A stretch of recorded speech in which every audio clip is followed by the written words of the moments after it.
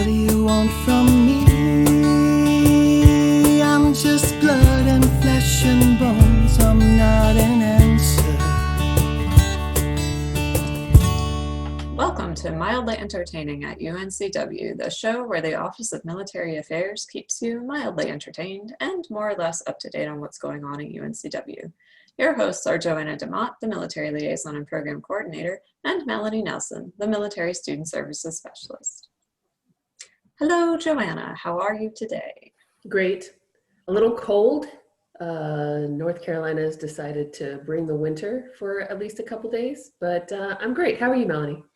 I am likewise cold. Our home energy system, it's set to away during the workday, and I haven't yet adjusted it for teleworking because I'm like, well, it'll get warm again in a couple of days, but in the meantime, I'm like huddled in a blanket in my home office. It's, as you mentioned, North Carolina brought the winter. Like, we don't do fall around here. Fall is not a thing. We just go right into winter. So yeah, and you know, I do have friends who live in other places where there is actual winter happening and there's snow and sleet and stuff, but like this counts as winter for us as far as I'm concerned.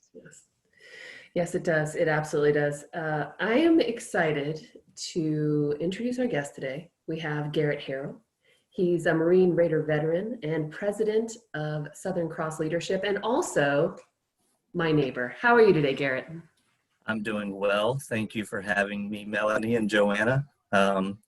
Interesting to be next door, but and on video.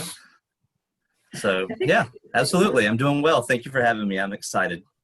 This might be the longest conversation that we've had since COVID. So Outside of maybe waiting for the bus or trying to get fresh air and trying to get away from kids. So fresh air and escaping the children is important nowadays. Yes, absolutely. Garret, your work situation has changed since all of this started. You've got quite a story. How has your work situation changed? Well, so I retired from the Marine Corps. I actually retired September 30th, but I started a program in mid-March. I started winding down my career in the Marine Corps mid-March, and it was actually the week before the COVID pandemic really took over and everybody was sent home anyways. So I planned accordingly. Unfortunately, COVID had different plans for me. I had a lot of things scheduled for transition, and of course, they all kind of went by the wayside due to COVID-19. I persevered, though. I did get some things accomplished. I had to defer some things, but ultimately, you know, I think the hardest situation was a lot of people. I'm not a unicorn by any means. There were a lot of people that were probably in the same situation, getting ready to retire, and you kind of had to make that determination whether or not, hey, you know, it's kind of a scary, uncertain time. Are you still going to do this, or are you going to take advantage of some programs that the Department of Defense actually pushed out, right? So they allowed extensions. They made things easier. I always like to do things probably the hard way anyways, but I was determined to retire. So I stuck with my initial plan and I made the best of it. But yeah, so I was able to experience some things, take advantage of some programs that I wish will do exist, but I wish more people knew about them as they were getting ready to exit military service, retire, whatever. There's just a lot that you can do over the last year of your service in order to focus on number one and get you ready for the next chapter in your life. So yes, there are so many programs, and if I tell people about somebody who maximized the use of those, I usually use you as a reference, just so you know, you really did go out and explore and see what was out there and then use it to your advantage. And I wish everybody would do that. Melanie has some really great questions for you now. And as per Mildly Entertaining, we will awkwardly transition right over to them. Excellent work on that one. That was one of the better awkward transitions that we've had. By better, I mean most awkwardest. So, Garret, what we need to know from you this morning is, what are you snacking on today? snacking on. So I am not snacking right now, but I am drinking some exceptionally flavored water in a Walmart water bottle, which actually is not Walmart water. It's water from my refrigerator that I keep continuing to reuse. And I think it might be collagen added into this stuff. I'm not real sure. I just grabbed a box and flavored it. Fascinating. Lunch is coming up, so that is what I am looking forward to after this exceptional podcast. So are you mostly snacking on these collagen liquid products, or do you have other products that you're like snacking on since the start of the pandemic? Maybe has it changed at all? Interesting question. I think it did change. I think I literally just started snacking on random things that I tend to find in my cabinet, to include all types of nut products, right? And whatever snacks that I've decided to purchase for my children for the 2 days of school, that they finally went back to and they decide they don't like. Yeah. So anything from, nature grain bars, peanuts, whatever's there. For the kids. I'm using my quote fingers. For the kids. I bought it for the kids, right? Yeah. Yeah. Okay. Well, fascinating. Yes. We have heard quite a few stories of snacking evolutions during this time, but the liquid collagen snacking is a new one. So thanks for expanding our repertoire of what we understand snacking to be in 2020. Moving away from that, just going to do another awkward shift here. Can you tell us about your college experience and how you think it got you to where you are now? So that's a great question. So let me see. So my college experience was probably, it's probably on par with a lot of the people that come through the military affairs for UNCW. So I actually failed out of college on my first attempt when I graduated high school. When I learned that I could actually go to class when I wanted to, and there were other things that I could partake in during the school day, right? My air quote fingers. I did terrible, and I made it through one semester, and I ended up basically being told that was not going to be funded for me again. So I made a quick swerve. I started working full time, got fed up working, and then I actually walked down the sidewalk of the grocery store that I worked at the time, which I grew up in Florida, so that was a Publix, because Publix is a primarily Florida business. And I proceeded to enlist in the Navy. So I enlisted in the Navy. I had a really easy job. I never really was in the Navy. I felt like I was more in the Army because I was working for an Army command. But during that time, I actually did knock out 2 years of school. And I determined that I didn't want to be in the military anymore, which is interesting when it comes full circle later in life, right? So I immediately applied to many colleges, and I went to college, and I was, how old was I at the time? I think I was 22.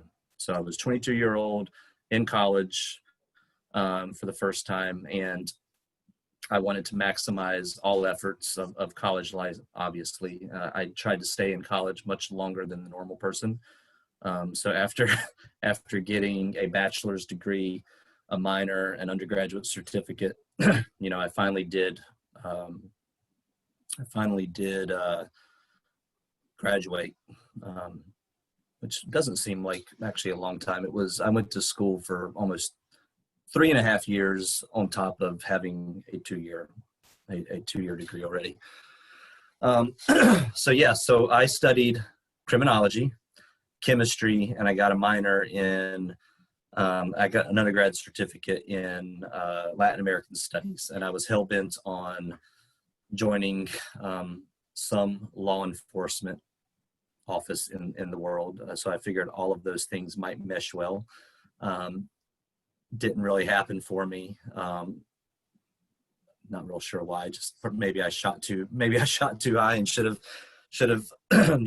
shot for the lower rung on the ladder. but I was working a really good job. Actually, I was working in the private sector. I was making good money. I was in a college town still. So I went to University of Florida, is where I ended up graduating. I lived in Gainesville for, I think, 8 years. And ultimately, woke up one morning to see the TV and saw that, the World Trade Centers had just been attacked. So it really changed the perspective on everything I did. And I proceeded to reconsider the military. And, in all honesty, I didn't really think about what I was going to do. I just started thinking about it, and I thought about it for a couple of months.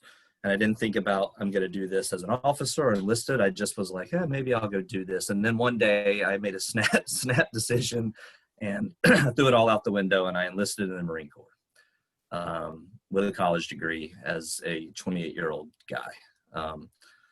So so college really wasn't a factor into what got me here. Although I will tell you that I think it was insanely beneficial to how I approached things differently. Obviously, I had been, around, having been prior service, having been in college with a vast, a vast demographic of individuals. One of the reasons I got a Latin American Studies certificate at University of Florida is because they have a huge Latin American Studies department. And it's, in fact, the president of University of Florida at the time, he was a historian in Latin American studies. And it was just, the program was huge, and we had a lot of diverse individuals from Central and South America that were there. So I was open to meeting a lot of people. But yeah, college degree didn't really help out, except maybe paint a bigger target on me when I enlisted in the Marine Corps. But I think everything worked out, and I knew to better sort of project myself as I decided to go further and get a master's, and then things beyond the master's degree. I was actually better prepared, thinking of what it was of a more precise subject, but a broader subject that I could use and apply in different areas, right? So I felt that it was precise where I wanted to go, but it was broad enough that and generalized that it would be beneficial moving forward beyond master's life. So yeah, so kind of roundabout way to answer that question, but I insanely enjoyed college life. I think it's huge being able to be amongst a diverse group of individuals. I mean, I learned a lot of things. I can't even remember really what I studied in college. I can remember like bits and pieces, and I was not a good student either. I was also a manager of a bar almost my entire time I was in college, so that kind of took over. But I don't think you can ever get by being in the groups of people and learning from people from different parts of the country or the world, at least for me, being in Florida. So yeah. It is so interesting whenever we ask this question, which is like every time we do the podcast, because a lot of times we're talking with veterans and we talk about how their military experience informed their college experience, right? And you're now telling us the opposite, that by going into the military as a slightly older enlistee, and by having that college experience and a lot of civilian work experience as well by that point, that made you a different quality candidate for the Marine Corps, right? And it does work both ways. I mean, we need that cross influence coming from both directions in order to have both an effective military and an effective college graduate population, right? So that's an interesting twist on it. And what I also love is that for some reason, a lot of people are like, well, what I studied in college really doesn't have anything to do with what I'm doing now. And then you proceed to talk yourself out of that opinion while you start to think about it. So you do my whole job for me, which is great. Because, you might not remember the specific papers you wrote or the research studies that you were introduced to, or some of your really annoying group project activities. You might remember like a sense of annoyance about doing them, but not actually remember the point of those activities activities from so many years ago, but you do remember what it felt like to sit around with a group of people who didn't quite look like you and who didn't do life the way you had been doing it, and to think about the world in a different way, right? And I mean, hello, welcome to your liberal arts degree. That was a great advertisement for anybody who wants to get a liberal arts degree, right? Yes, absolutely. And especially it's interesting too, because you talked about how you really were shaping your undergraduate degree to go in a certain direction career-wise, right? So you were like, I'll do this major with this minor and this certificate, and those things together will automatically launch me into the direction that I think I want to go. And then it just didn't quite work out, right? And that could be for any number of reasons. So when you were ready to go for your master's degree, you again had an idea of the direction you wanted to go, but you were able to be that much more thoughtful about it and to recognize, like, yes, it's a broader subject, but I know kind of the path I'm interested in going through there. And then as you started going down that path, you brought in more influences, right? So again, excellent walking advertisement, as Joanna mentioned, for all the transition programs that you can use as you're preparing to leave the military, but also for higher education in general. So I thank you for sharing your story with us today. And I'm going to hand you back over to Joanna now. So we're going to switch gears and talk about your most recent project. Tell me a little bit about Southern Cross Leadership. Yeah, so Southern Cross Leadership, and then the full name is Southern Cross Leadership Solutions, is a professional training company. It's, again, I like to do things the hard way. So, you know, nothing like trying to start a business in the middle of a global pandemic when a lot of small businesses, unfortunately, are going away. But I think out of all the things that I think I did a lot of things in transitioning, right? And I throw this out to anybody that's listening to this at UNCW. If you're like, just please reach out, right? Like, I mean, there's ways to look at things, and if people are listening to this that are getting out, please reach out to me and we can talk about, because I did a lot of things right, but I still did some things poorly that I wish I could go back and redo, right? But Southern Cross Leadership Solutions was basically finally the end point of where I made a determination of where I wanted to be when I was retired. I thought I was going in a different direction, right? So my master's is in a non-technical business degree, right? It's in strategic leadership. It's kind of it's a business degree. It's just not the MBA, which is your technical business degree. And then I got some more stuff, and then I actually applied to a program at Dartmouth, which is a business-focused thing. And I thought that's where I wanted to go. I thought I wanted to go into the business world, possibly even finance. It's very weird, but as a Marine Raider being in the special operations community, you will find a lot of guys get out of this community and tend to find themselves in two primary industries, and that's finance, which, you know, includes venture capital, private equity, and investment banking, et cetera, or somewhere along the lines in the tech industry. And that's kind of where people venture. I kind of was looking at finance. In the meantime, I did an internship with a bank down in Wilmington, so Live Oak Bank. I was actually, you know, a lot of people probably know about Live Oak Bank, fantastic organization to be a part of. And I was looking at maybe, you know, being here in Surf City and wanting to stay in this area, that might be one of, you know, my major options. And honestly, it got to the point where I just, as much as I loved the concept, as much as I loved the organization, I love what they do. I love their values, and for a lot of different companies. And I explored a lot of different things. There was just a feeling. I was like, man, I just don't know. Like, I don't get excited about any of this, right? And then I was given an opportunity to become an affiliate of a company that provides leadership development training, so professional training. And my dog is kind of spazzing out, so sorry. Leadership development training. And I was telling someone on the phone, you know, I did that too, right? I had multiple mentors. I was using Veterati. I was tapping into ACP.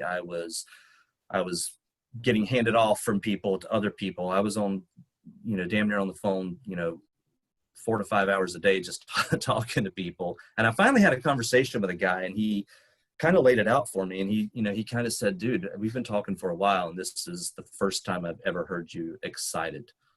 And I was like, I know, right? Like, I mean, I kind of, it was like the only thing that I could sort of get excited about. And I think a lot of it was to do is when I look back at so out of an 18-year career in the Marine Corps, because I did 3 years in the Navy, 14 of that was with Marine Corps Forces Special Operations Command. And out of those 14 years, 5 years, I pretty much was an instructor. I was an instructor for a qualification course for 3.5 years. And then my last 2 years, I ran what was really the only regimental training event across our command for multiple iterations, and redesigned that. And those were the things that I like to do. I really like to build the next Marine special operator, impart what I had learned over that amount of years. And I really enjoyed that. And here was an opportunity to do this again. So I finally, I think it was literally one day I said, hey, whatever, man. It literally within, I think, an afternoon, I had come up with a couple of different business names. I'd registered for an LLC. I'd done the paperwork. I'd started building a website. All of that was literally, I think, probably July 15th.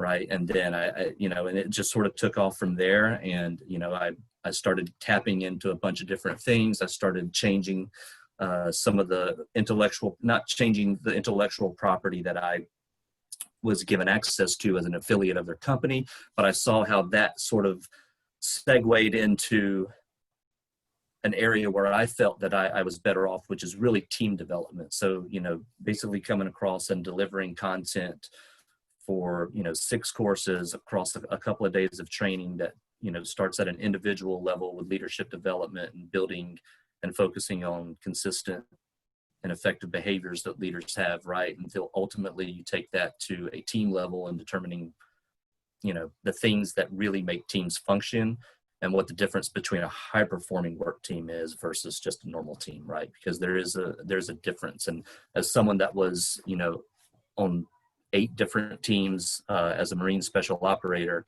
I honestly, I can say that 2 of those were probably high performing, not to say that the others weren't highly effective, right? You can still be highly effective, but not be high performing, because there's differences there. So when I started thinking about my opportunity to do that, it just sort of took off. And that's where I find myself today is trying to build a professional training company.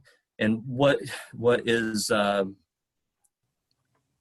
fairly saturated area, right? There's a lot of people that do this in areas, but I think it's a little different.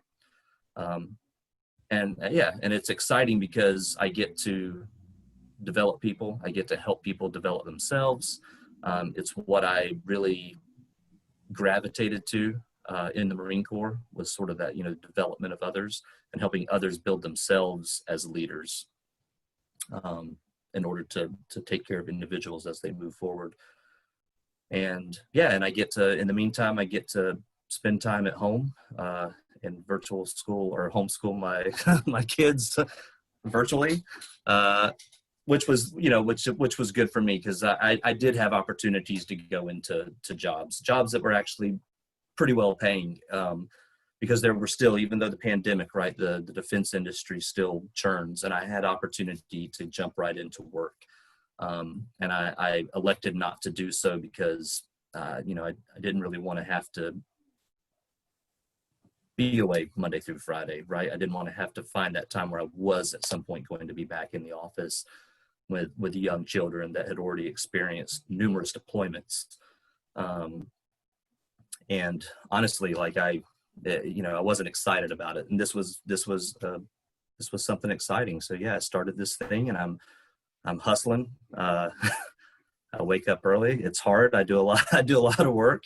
I sit behind the computer, and I'm not looking at bad things when I'm actually sitting behind the computer. I'm doing work, and but it's rewarding, because I know that as I'm doing things and I'm getting opportunities like this to talk about it, like I know that it's just building on the next step, and that I'm going to be able to be successful, which will ultimately be more successful for my family without taking me away numerous hours per week all year long. So that's great. And I know that when you are away so much, it is tough on the family. And then there's a whole transition that goes into effect. Our family too changed, but I'm the one hustling, I guess, now. But I like that both you and your wife are entrepreneurs and you're making the most of what this area has to offer, and building, high performing teams. It's very difficult to argue with somebody who's built teams like you have, who have done some, pretty amazing things. Less than 1% of the population maybe has even been on a team like that. So kudos to you, another transitioned entrepreneur, pretty exciting.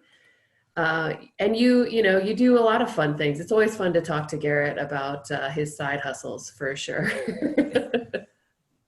I hustle. I also do coach for a company called Resilience Building Leadership Program. And if you're on LinkedIn, you can really see them. It's a company that was spurred from a retired Marine, Dr. Gene Coughlin, and he's built this company, and I do coach for them.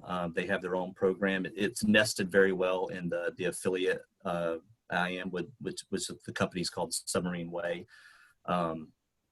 But the information is nested well, but it does give me an opportunity one-on-one to work with people. Whereas Southern Cross Leadership Solutions, like, we really just want to go into an organization. We want to look at everybody, the people, whether it's organic teams or inorganic teams, and give everybody the same level of understanding. So when they are pieced together, whether it's a project or whatever on the backside, everybody understands that it's all about value add and talents that are inherent to the individuals that are getting, sort of piped into the situation. So it's a little different, but it does give me an opportunity to still work with people, talk about leadership development, and things like that, which is what I enjoy. So, and do something with a passion and a purpose, like you did absolutely. when you were serving. So that's great. Is there anything else you'd like our listeners to know? Anything besides checking out on LinkedIn and Garret with 1T Harrell? Yeah, just I'm a member of the Army of Garrets with 1T. Remember that. No, I am. I do have. I do like to give back. So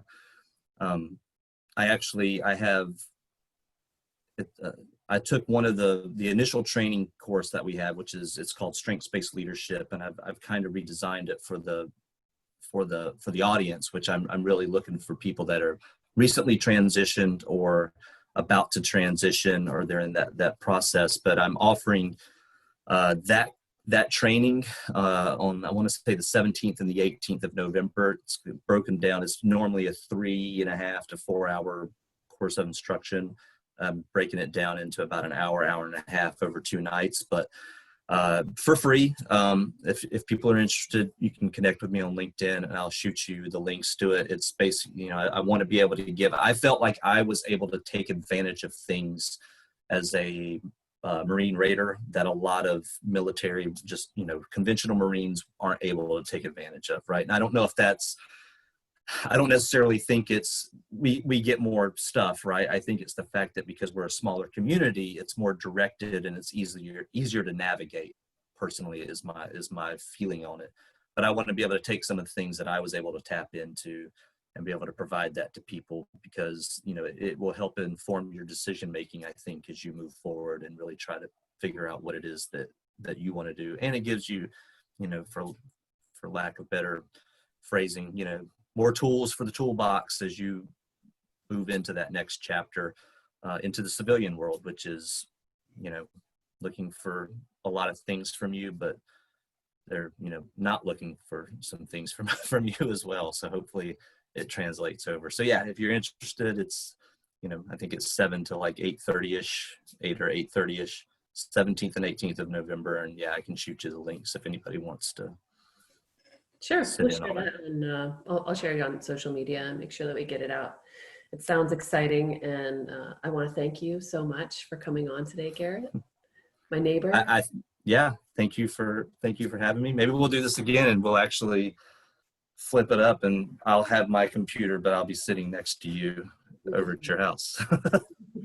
Absolutely. So we can be more than mildly entertaining. Oh, I don't know. No? We Okay. don't do more than mild over here. Okay. But thank you for the offer, and it has been delightful talking with you today. This has been an episode of Mildly Entertaining at UNCW, and we will see you on the internet. Thank you for listening to Mildly Entertaining. Our intro music comes from the band Blue Turnip and their song What Do You Want From Me? You can find their EP Songs from the Root Cellar on Bandcamp, iTunes, Amazon, and Spotify. For more information, you can go to blueturnipmusic.com.